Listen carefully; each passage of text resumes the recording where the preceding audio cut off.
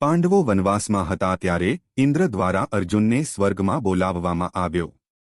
ત્યાં શસ્ત્રવિદ્યા શીખતી વખતે અપ્સરા ઉર્વશી અર્જુનની સુંદરતાથી મોહિત થઈ ગઈ.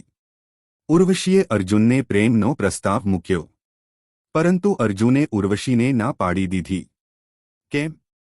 કે ઉર્વશી પુરુર્વાસની પત્ની હતી અને પુરુર્વાસ અર્જુનના પૂર્વજ હતા. તેથી અર્જુન ઉર્વશીને માતા કહીને માન આપ્યું. આનાથી ગુસ્સે થઈને ઉર્વશીએ અર્જુનને શાપ આપ્યો, તું 1 વર્ષ સુધી નપુંસક કિન્નર રહીશે. આ શાપ અર્જુન માટે વરદાન સાબિત થયો.